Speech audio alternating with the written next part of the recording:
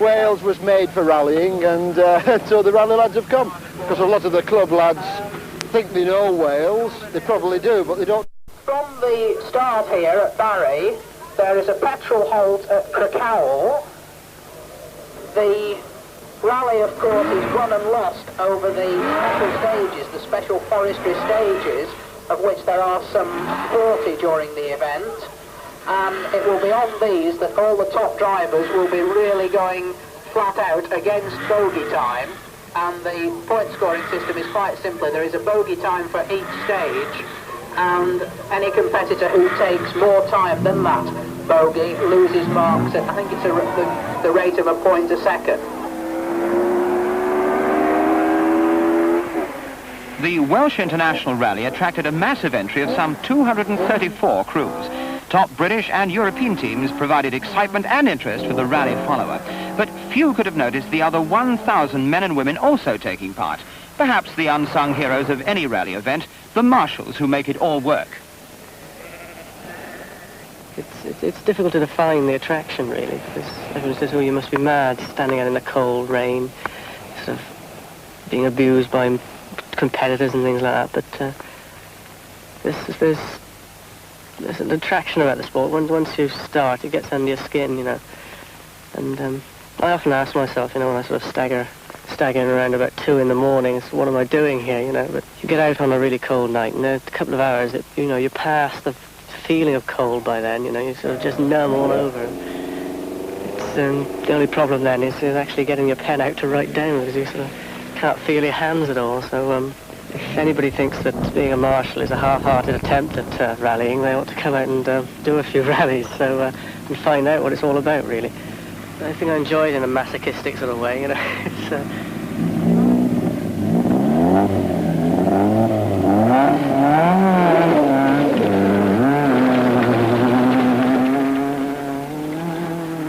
Abuse for a marshal is rare. Disagreement with crews occurs more often, and that is scarcely surprising. In a sport where competitors are measured against the clock, timing methods appear haphazard.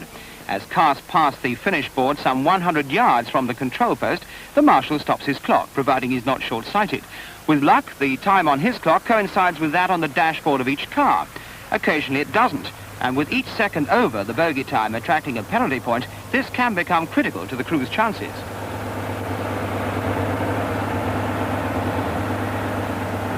Fortunately, when disagreements occur, rally crews are not given to histrionics, and the marshal's word is accepted as law, a situation which faced Sprinzel and Ryan in their Porsche.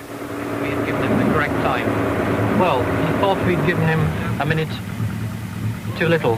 In actual fact, we had given him the correct time.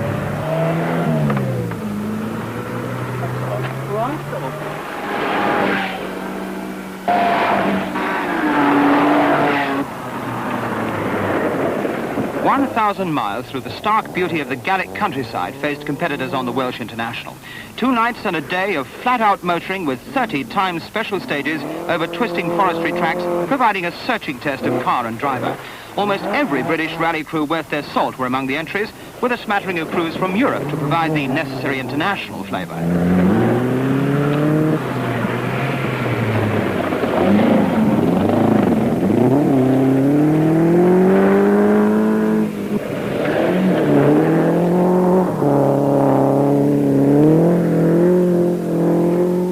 International, the Welsh counted towards the British Rally Championship, and among the main contenders, Roger Clark in an escort was searching for his 3rd win in a row.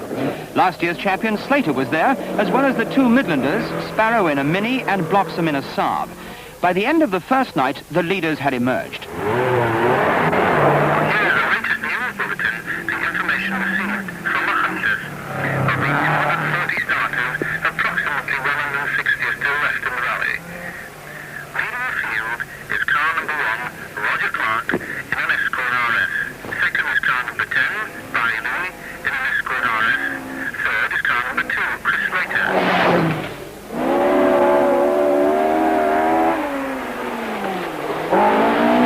Clark in an escort number 1 was in devastating form, fastest over 11 of the 20 stages.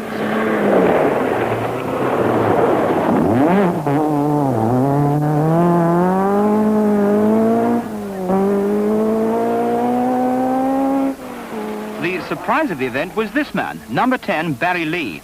Better known as a rallycross and autocross driver, he was making his presence felt with this rare appearance on the rally scene.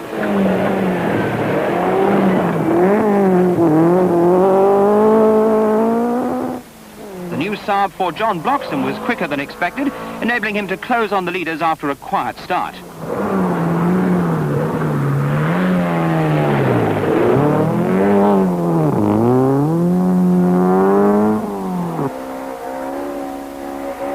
Irishman Adrian Boyd was well in the running, as was Will Sparrow, until an unscheduled excursion to a ditch lost him 10 vital minutes and 4th place.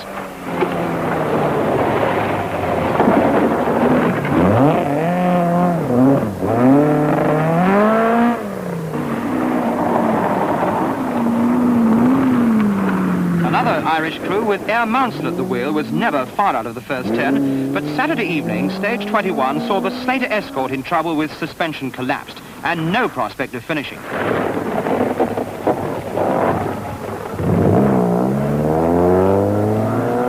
Another man in trouble on stage 21 was Sprinzel.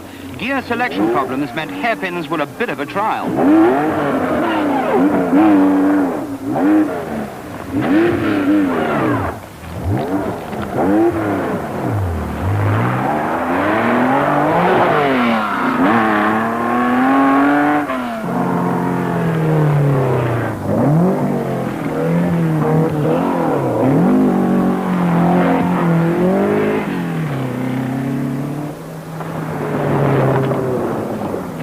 Although finding similar difficulties to Sprinzel on this hairpin, the Lubrecht brothers were leading the team of Daps in fine style with a good chance of an award.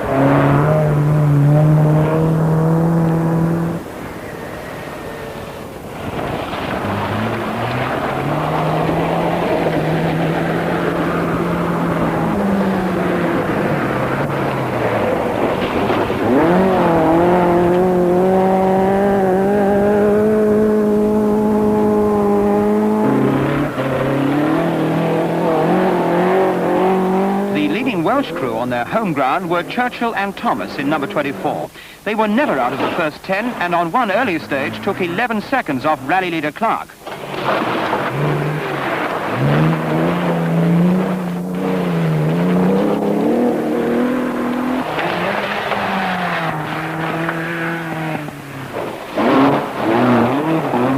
Despite the organisers' claim that less than 100 would finish, Saturday evening saw well over 150 cars still running. Either the cars were stronger or the route was easier than last year. With so many cars still there by the later stages, marshals were kept at full stretch, although the 8 hours on duty in fine but cold weather seemed to call for a particularly dedicated individual. Well, I don't know, it's something I've been doing for the last 10 years. This particular stage, it's sort of a... I don't know what you'd put... How you describe it, really. It's just something I enjoy doing and I do it.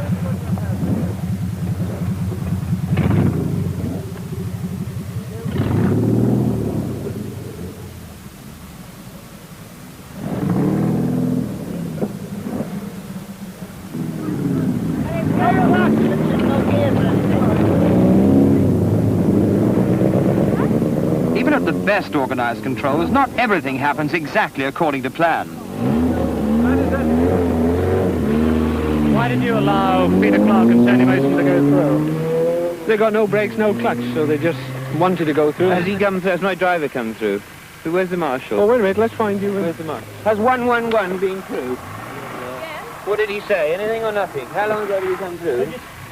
If he comes through again, right, will you tell him to go to McHuntler's and clock on at all costs? Right, if he comes again. Right? 111. If it's quite possible, he's got to try and get a rerun, you see. Because we were pushed off the stage by... Well, we weren't pushed off. Yes. And I went to get help one direction, he went to get help the other. And he came He got help and went off and left me. Oh. So I'd taken all the time to get around here, you see. Right. He must have gone through here anyway.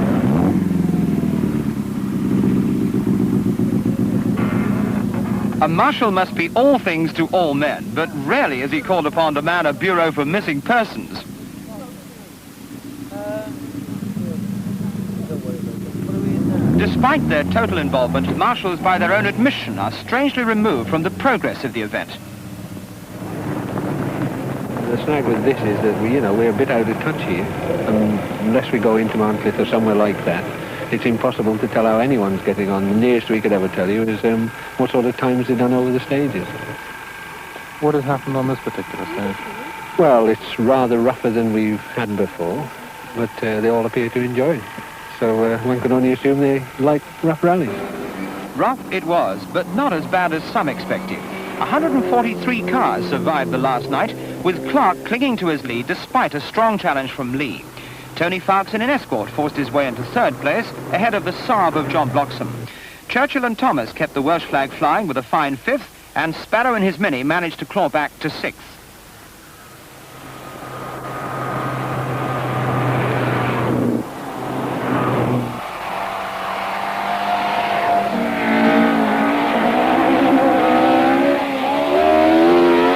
Landau racetrack, it was Clark, the overall winner, who took the first curtain call in a 10-lap sprint for a special £50 prize.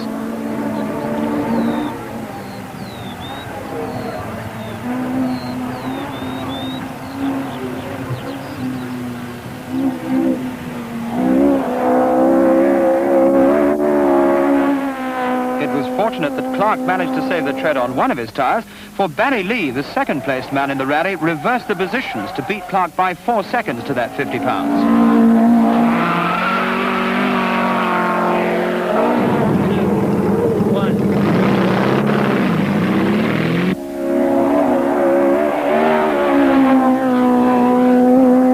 Almost a holiday atmosphere at Landau, with expressions of relief and relaxation on the faces of the marshals after an event that ran like clockwork.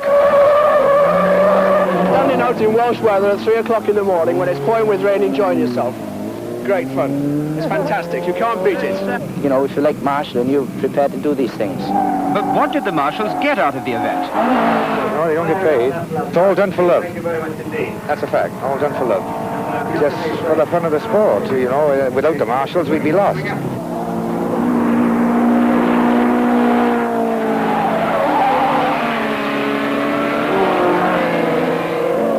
And how about that abuse between marshals and crews when the clock seemed to go wrong?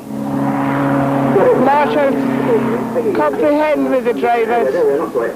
They don't antagonise them or anything. They're out to help them. Are marshals really necessary? Extremely important. If there are no marshals, there are no rally. They do everything. Timekeeping, general control of the rally, the whole lot. Without good marshals, you've got no event. Jim Porter, the navigator who partnered this man to victory in the Welsh International.